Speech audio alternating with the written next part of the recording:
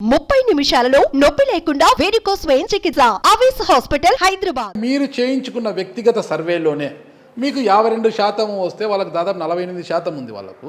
అంటే మీ ఇద్దరి మధ్య ఉండేది 4% తేడా.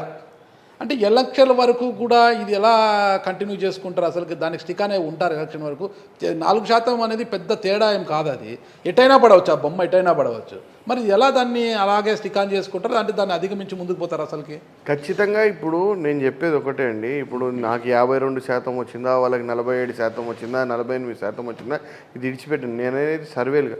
ఈరోజు నేను చెప్పేది ఒకటే, ప్రజల్లోకి మేము వెళ్ళి మేము మీ ప్రాంతానికి ఏం చేసాం, మీ గ్రామాలకు ఏం చేసాం, మీ కుటుంబాలకు ఏం చేసాం అనేది చెప్పి ఖచ్చితంగా వాళ్ళ ఓటుని రేపు గత 5 ఏళ్లలో అంటే 2014 నుంచి 19 వరకు జరగని అభివృద్ధి కానీ సంక్షేమం కానీ మేము ఈ విధంగా మీకు అందించడం జరిగింది. ఎటువంటి మధ్యవర్తులు దళారుల వ్యవస్థలు లేకుండా మీకు అందించాం. కాబట్టి ఖచ్చితంగా మీ ప్రాంతం, మీ గ్రామాలు, మీ ప్రాంతాలకి మేలు జరగాల, మీ కుటుంబాలకు మేలు జరగాలంటే జగన్మోహన్ రెడ్డి గారు అధికారంలో ఉండాలా, వైఎస్ఆర్సీపీ పార్టీ అధికారంలో ఉండాలని ఈరోజు ప్రజలు నమ్ముతా ఉన్నారు. కానీ వాళ్ళలో కేవలం ముఖ్యమంత్రి చేసినటువంటి పథకాలు, వారు చేసినటువంటి అభివృద్ధి తప్ప గంగుల నాని గారు చేసినటువంటి అభివృద్ధి ఏమీ లేదు అని పదే పదే అక్కడ మీ ప్రత్యర్థులు ఆరోపిస్తున్నారు. ఇప్పుడు ప్రత్యర్థులు కేవలం ఆరోపణలే చేయగలుగుతారు. ఇప్పుడు నేను ఏదైతే ఇప్పుడు ప్రస్తుతం మేము గడప డోర్ టు డోర్ క్యాంపెయిన్ నిర్వహిస్తున్నామో దానిలో భాగంగా ఈ పాంప్లెట్ని రూపొందించడం జరిగింది. దాంట్లో మేము కొన్ని కార్యక్రమాలు, అన్ని కార్యక్రమాలు రాయలేము కాబట్టి కొన్ని కార్యక్రమాలు మా ప్రాంతంలో ఏవైతే అభివృద్ధి చేశాయి, అభివృద్ధి ఇదంతా కూడా ప్రభుత్వం పేద ప్రజలకు అందించే, రాష్ట్రంలో ఉన్న ప్రజలకు అందించే వెల్ఫేర్ స్కీమ్ ఇదంతా. ఇప్పుడు ప్రభుత్వము మీ అకౌంట్లోకి వేసుకుంటే ఎలా? మీరు నేను చెప్పారండి, ఇప్పుడు ప్రభుత్వము మా ప్రాంతంలో ఎంత సంక్షేమం అందించిందో బయట ఉంది. మీరు ఒకసారి లోపల కూడా ఓపెన్ చేసి చూడండి. మా ప్రాంతంలో మేము ఏ విధంగా రోడ్లు వేసాము, ఏ విధంగా అభివృద్ధి చేశాము అనే ప్రతి ఒక్క కార్యక్రమం కూడా రాయడం జరిగింది డీటెయిల్డ్గా. అది మన ఓటు. ఆళ్లగడ్డ పట్టణంలో ఎన్నో సంవత్సరాలుగా ఉన్నత విద్యను అభ్యసించడానికి దూర ప్రాంతాలకు వెళ్ళి చదువుకోవడానికి ఇబ్బందులు పడుతున్న విద్యార్థుల కోసం ప్రభుత్వ డిగ్రీ కళాశాల ఏర్పాటు చేయించిన ఘనత మన ఎమ్మెల్యే గంగుల నాని గారిది. డిగ్రీ కళాశాల ఓపెన్ అయింది ఇక్కడ? ఎస్, ఓపెన్ అయింది. ఆల్రెడీ సెకండ్ బ్యాచ్ ఇప్పుడు రన్నింగ్లో ఉంది. అంటే ఇక్కడ మనకు భవన నిర్మాణం జరగలేదు కదా, ఉన్న స్కూలు అండ్ జూనియర్ కళాశాల ప్రాంగణంలో నడుపుతున్నారు కదా ఇది? అవును, ప్రస్తుతానికి ఆ ప్రాంగణంలోనే నడుపుతున్నారు. యాక్చువల్గా ముఖ్యమంత్రి గారు 2 కోట్ల రూపాయలు ఇక్కడ బిల్డింగ్ కోసం అని శాంక్షన్ చేసినారు. కానీ యూనిఫామ్గా స్టేట్లో ఉన్న డిగ్రీ కాలేజెస్ అన్నిటికి కూడా ఒకటే డిజైన్ ఏర్పాటు చేసి దాదాపు 6 కోట్లతో దాన్ని శాంక్షన్ చేయడం జరిగింది. అంటే ఇంకా టెండర్కి రావాలి. అవి టెండర్ వస్తే నెక్స్ట్ ఒక 1 year లోపల వాళ్ళకి బిల్డింగ్ కూడా రెడీ అయిపోతుంది. మొత్తం డిగ్రీ కాలేజ్ మీరు రెడీ చేస్తారా? అఖిలప్రియ గారి ఆధ్వర్యంలో రెడీ అవుతుందా? ఖచ్చితంగా మేమే రెడీ చేస్తాం ఆ బిల్డింగ్ని. ఖచ్చితంగా. ఏ అంత కాన్ఫిడెన్స్ ఏంటి? 100%. ఇప్పుడు ప్రజలకి మంచి ఎవరు చేస్తే మేము ఇంత మంచి చేసినాము అని చెప్పుకోగలిగే దమ్ము మాకుంది. మేము ఏం చేసాము అని చెప్పి మేము ప్రజలు నోట్ అడుగుతున్నాం. మేము అది చేస్తాం, ఇది చేస్తాం, రేపు అధికారంలోకి వస్తే అని చెప్పేసి వాళ్ళకి మభ్యపెట్టడం లేదు. మీరు అధికారం ఇచ్చినందుకు, మీరు మమ్మల్ని నమ్మి ఓటు వేసినందుకు మేము ఈ మేలు చేసినామని చెప్పి వాళ్ళ నోట్ అడుగుతున్నాం. మీరే రిబ్బన్ కటింగ్ చేస్తారా? ఖచ్చితంగా 100%. డిగ్రీ కళాశాల భవన నిర్మాణం. ఇంకోటి నెక్స్ట్ విజయ్ సార్ చదవండి అది. అలాగే నెక్స్ట్ చూస్తే ఆళ్లగడ్డ ప్రాంత ప్రజల ఆరోగ్యం కోసం 30 పడకల ఆసుపత్రిని 100 పడకల ఆసుపత్రిగా మార్చుటకు ఎనలేని కృషి చేసి సాధించిన ఘనత మన ఎమ్మెల్యే గంగుల నాని గారు అని. ఇందులో ఏముంది, రాష్ట్ర వ్యాప్తంగా చాలా ప్రాంతాలకు అంటే వైద్య రంగంలో ఒక కొత్త వరుడుని తీసుకొచ్చి చాలా సంస్కరణలు చేశారు జగన్మోహన్ రెడ్డి గారు. అన్ని నియోజకవర్గాలు వచ్చిన విధంగా మీ నియోజకవర్గం కూడా వచ్చింది. దాంట్లో మీరు చేసిన ఘనత ఏంటంటే ఏమంటారు? అలాగే నాగరాజు గారు, ఈ హాస్పిటల్ విషయంలో అఖిలప్రియ గారు కూడా ఆమె క్లెయిమ్ చేసుకుంటున్నారు.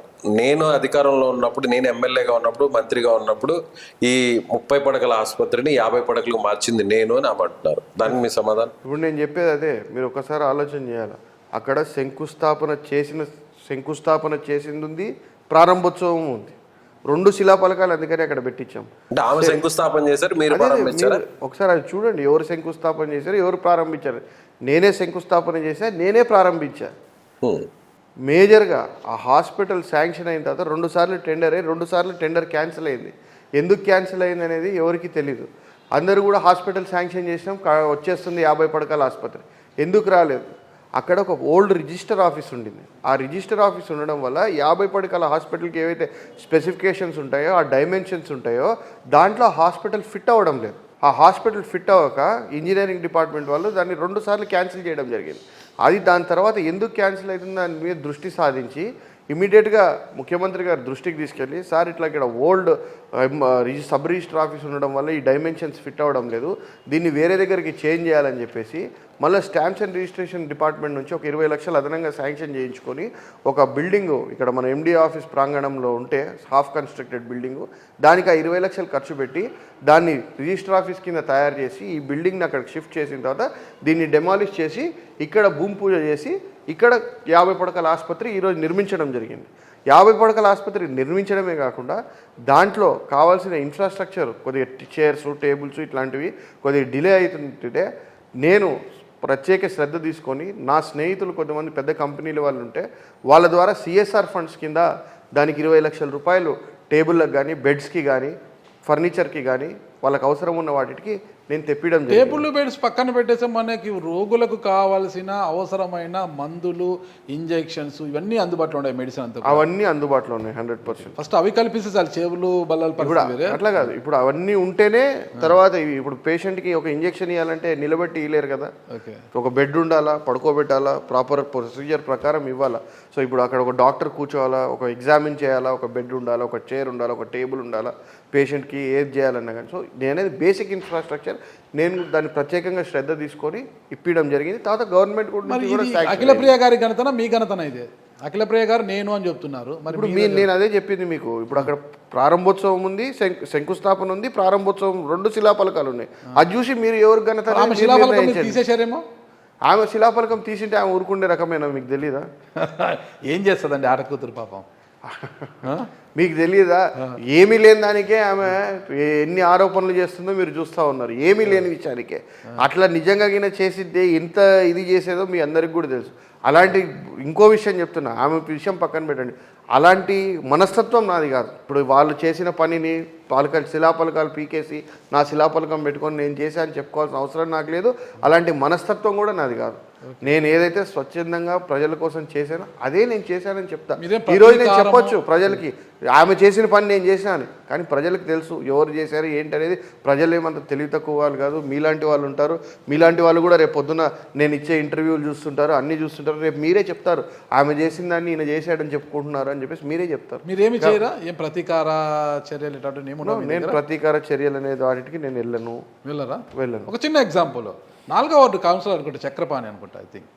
అతనికి చౌక బియ్యంకు సంబంధించి అతనికి మొత్తం కూడా మీరు అతని చౌక బియ్యాన్ని ఇక్కడ నుంచి తరలించేస్తా అంటాడు అక్రమంగా, అది ఇది. దాన్ని జగత్ విఖ్యాత్ రెడ్డి ఆ లారీని రెడ్ హ్యాండెడ్గా పట్టుకొని పోలీసులకు అప్పగించి దానిపైన కేసులు నమోదు చేయించాడు. అది మనసులో పెట్టుకొని మీరు జగత్ విఖ్యాత్ రెడ్డి మీద SC ST కేసు బనాయింపజేశారు అనేది ఒక ఆరోపణ ఉంది. దాని గురించి ఏమంటారు? ఇప్పుడు అది పూర్తిగా అవాస్తవము. ఇప్పుడు అతనికి సంబంధించిన బంధువులు ఎవరో అక్కడ కార్యక్రమం చేస్తారు, ఆ కార్యక్రమంలో పాల్పడిన వాడు వాస్తవమే. దాన్ని నేను ఎక్కడ సపోర్ట్ చేయలేదు. దాని మీద కేసులు ఫైల్ చేశారు. కేసులు ఫైల్ చేసిన తర్వాత ఇప్పుడు ఎవరన్నా కానీ నీకు ఇన్ఫర్మేషన్ ఉంది, మీరు ఏం చేస్తారు చెప్పండి? మీకు ఒక ఇన్ఫర్మేషన్ ఉంది ఇక్కడ తప్పు జరుగుతుందని, దాని మీద మీరు ఏమైనా స్పందిస్తారు? పోలీస్కి ఇన్ఫర్మేషన్ ఇస్తారా? నేను సూపర్ హీరో అని మీరు పోలీస్కి ఇన్ఫర్మేషన్ ఇస్తారు. ఇంకా మీకు ఇది ఉంటే పోలీస్ని తీసుకొని మీరు అక్కడికి వెళ్తారు.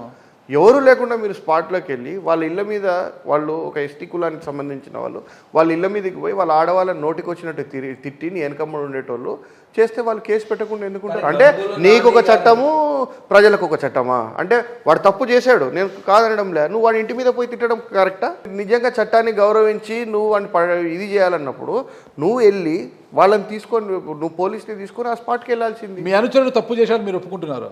నా అనుచరుడుగా అక్కడ ఇప్పుడు వాళ్ళు కేవలం కౌన్సిలర్ అని ఆపాదిస్తున్నారు. ఆ పిల్లోడు బంధువులు చేశారు, అది ఆ పిల్లోడు చేయలేడు, ఆ పిల్లోడు సీన్లో లేడు, ఆ పిల్లోడికి సంబంధం కూడా లేదు.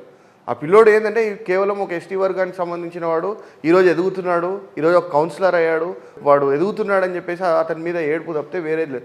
అతనికి సంబంధించిన బంధువులు చేశారని చెప్పేసి అతను క్లియర్గా కూడా చెప్పడం జరిగింది. అతనే కన్ఫెస్ నాకు సంబంధించిన బంధువులు చేసినారు, వాళ్ళ మీద కేసులు కూడా పెట్టుకోండి సార్, మీరు తగిన చర్యలు తీసుకోండి అని కూడా ఆయన చెప్పడం జరిగింది. కానీ మీరు ఇందాక ఒక మాట అన్నారు, నేరుగా పోలీసులకి ఫిర్యాదు చేయొచ్చు, లేదంటే పోలీసులను అక్కడ తీసుకెళ్ళొచ్చు. గంగుల నాని గారిని ఎదిరించి పోలీసులు ఎవరైనా అటువైపు వెళ్ళే పరిస్థితి ఉంటుందా మిమ్మల్ని కాదని? సార్ ఇప్పుడు మీరే చెప్తున్నారు, మరి కేసులు ఎందుకు రిజిస్టర్ చేశారు సార్ పోలీసులు? చట్టం ఎవరికైనా చట్టం ఒకటే సార్.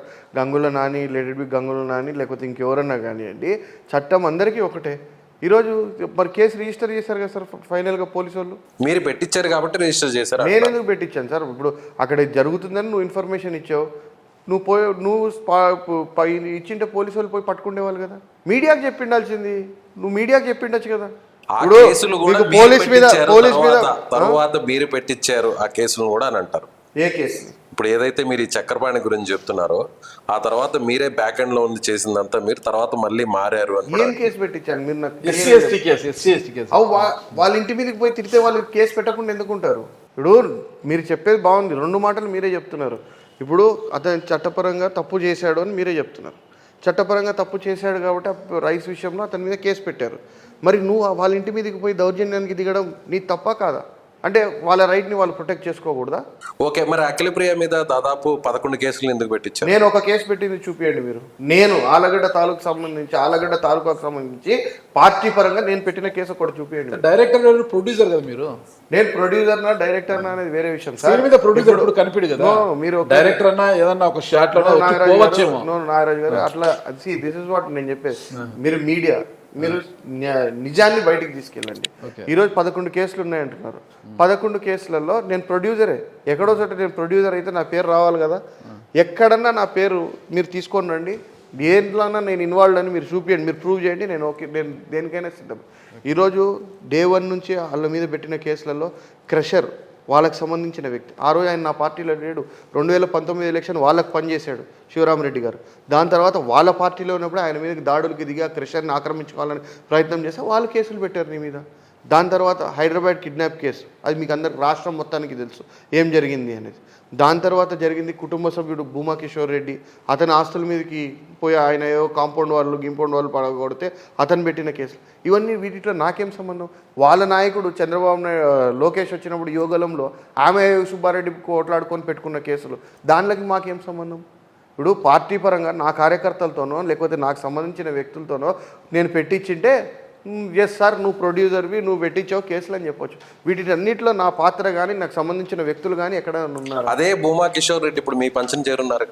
ఇప్పుడు నా దగ్గరకు వచ్చారు. ఈరోజు ఈ ప్రాంతం అభివృద్ధి కాంక్షిస్తున్నాం కాబట్టి ఇద్దరం కూడా మంచిగా జరగాలని ఆలోచన చేస్తున్నాం కాబట్టి ఇద్దరం కూడా ఆయన వచ్చారు. కానీ ఆయన అక్కడ ఉన్నప్పుడే కేసులు పెట్టారు, కానీ నా దగ్గరకు వచ్చిన తర్వాత పెట్టాడా కేసులు?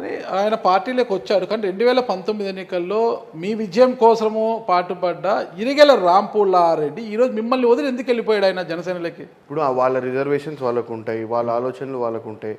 దాని ప్రకారం వాళ్ళు ఏదో ఎక్స్పెక్ట్ చేసినారు పార్టీ నుంచి, అది పార్టీ నుంచి జరగలేదని వాళ్ళ ఫీలింగ్ తప్పితే ఇంకోటి ఏం లేదు అక్కడ. వాళ్ళకి వ్యక్తిగతంగా జరగలేదా, మీరు జరిగేలా చేయలేదా?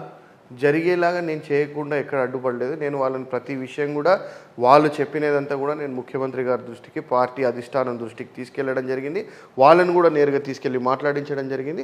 తర్వాత వాళ్ళకు వచ్చిన ఒపీనియన్స్ ఒక్కసారి కూడా తీసుకెళ్ళలేదు. ఎప్పుడో సీఎం గారు ఇక్కడికి వచ్చినప్పుడు జస్ట్ కల్పించారు తప్పితే 4 ఏళ్లలో ఎప్పుడు కూడా సీఎం గారిని కలిసిన పాపాను లేదు, సీఎం గారి అపాయింట్మెంట్ కూడా లేదు.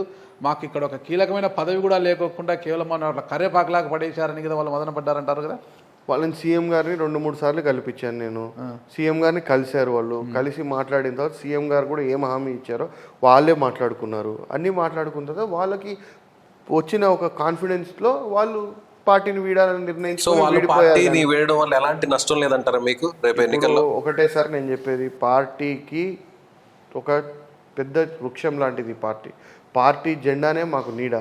జగన్మోహన్ రెడ్డి గారు చేసే మంచే మాకు ఇది. ఇప్పుడు పార్టీని ఒకళ్ళు వీడుతుంటారు, వస్తుంటారు, ఇవన్నీ జరుగుతూనే ఉంటాయి, రాజకీయాల్లో సహజం.